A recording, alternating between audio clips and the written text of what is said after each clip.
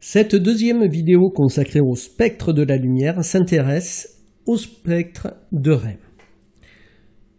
Pour modéliser la lumière, le physicien peut utiliser la notion de photon. Qu'est-ce qu'un photon? Un photon, c'est un corpuscule, une espèce de petit grain de lumière.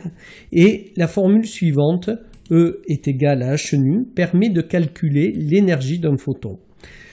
Alors, E est l'énergie du photon en joules, H la constante de Planck dont on vous donnera toujours la valeur qui est donnée ici, nu la fréquence en Hertz.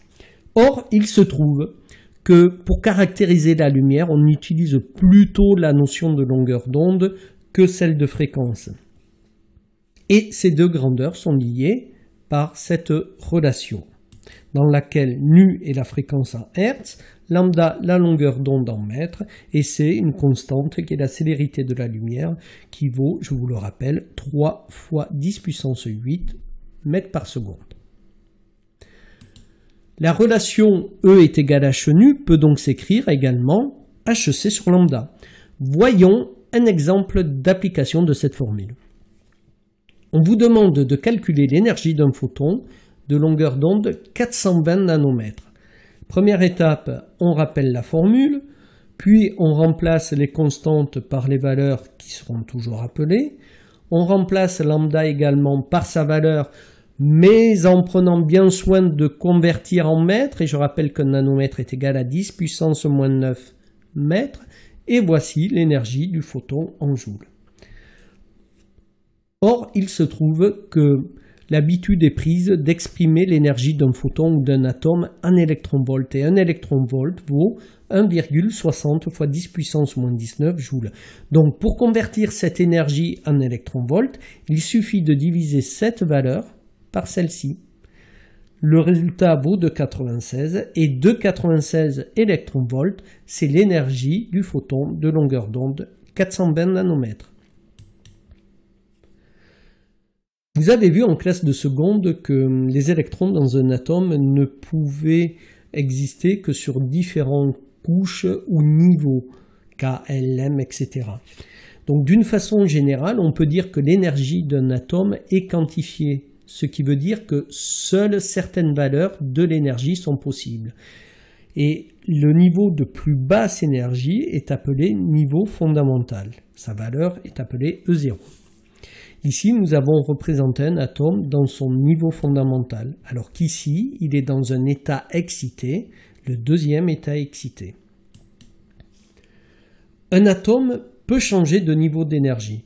Par exemple, si initialement il est dans son niveau fondamental, il peut voir son énergie augmenter de façon à passer sur le premier état excité qui est E1. Alors ici, l'atome va gagner de l'énergie et l'énergie qu'il va gagner va être égale à delta E qui est égal à E1 moins E0. L'atome gagnant de l'énergie, on parle d'excitation et cette excitation est une transition atomique donc qui va être représentée par une flèche dirigée vers le haut entre les niveaux E0 et E1. Deuxième exemple, un atome se situe sur le niveau E1 et on considère la transition qui le mène au niveau E4. Il gagne de l'énergie, c'est donc une excitation et l'énergie gagnée sera égale à E4 moins E1. On peut modéliser, représenter cette excitation par une flèche entre les niveaux E1 et E4. La question que l'on peut se poser est la suivante. Comment un atome peut-il gagner de l'énergie? Eh bien, la réponse n'est pas unique. En effet, il peut gagner de l'énergie soit en le chauffant, soit grâce à des décharges électriques, ou encore par l'absorption d'un photon. Lorsque c'est le cas, eh bien, on représente le photon incident par une flèche comme ceci, qui permet donc la transition de E1 vers E4. Mais attention, le photon absorbé doit avoir une énergie E rigoureusement égale à la différence d'énergie entre les deux niveaux. Voyons un exemple concret dans lequel on va s'intéresser à l'excitation d'un atome depuis son niveau fondamental jusqu'au premier état excité. Les valeurs des niveaux d'énergie de cet atome sont données ici. Lors de cette excitation, il va gagner de l'énergie, delta E, qui est égal à E1 moins E0, ce qui fait 2,50 électronvolts. Pour convertir cette énergie en joules, on multiplie par 1,6 fois 10 puissance moins 19 et voici la valeur de l'énergie gagnée par l'atome lors de cette excitation.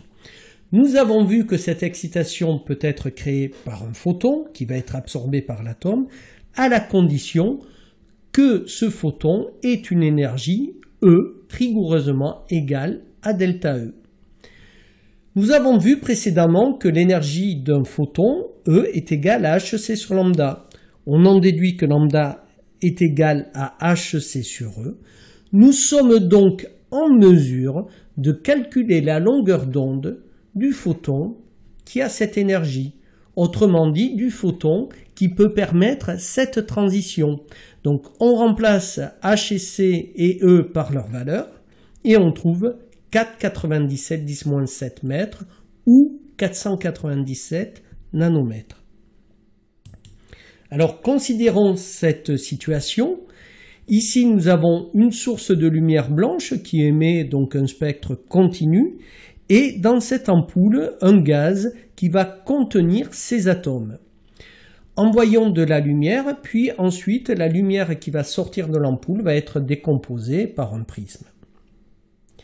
Alors, si on observe ici sur l'écran le spectre, on va trouver des raies noires, dont tout simplement ici une raie à 497 nanomètres. Alors pourquoi? Eh bien tout simplement car les photons de longueur d'onde de 497 nanomètres ont été absorbés par les atomes pour permettre une excitation depuis le niveau fondamental jusqu'au premier état excité. Et comme pour chaque atome il existe beaucoup de niveaux énergétiques, le nombre de transitions entre deux niveaux énergétiques est encore plus important. Donc à chaque transition possible, c'est-à-dire à chaque excitation entre deux niveaux, eh bien on va retrouver une raie noire. Une fois qu'un atome est dans un état excité, il ne demande qu'une chose, c'est de se désexciter pour revenir à terme vers le niveau fondamental. Alors ceci peut être fait à une seule étape ou en plusieurs étapes. Par exemple ici nous avons une désexcitation du niveau E4 vers le niveau E2. Donc on la représente cette fois-ci par une flèche dirigée vers le bas. L'atome perd de l'énergie, delta E qui est égal à E2 moins E4. Donc pour avoir une grandeur positive, on met la valeur absolue. Et cette énergie cédée par l'atome, perdue par l'atome, va se retrouver sous la forme d'émission d'un photon. C'est-à-dire que l'atome va émettre un photon de la lumière dont l'énergie sera rigoureusement égale à la valeur absolue de E2 moins E4. Si on considère la désexcitation du niveau E4 vers le niveau fondamental, modélisée par cette flèche, l'atome va céder plus d'énergie, donc un photon qui aura une autre longueur d'onde.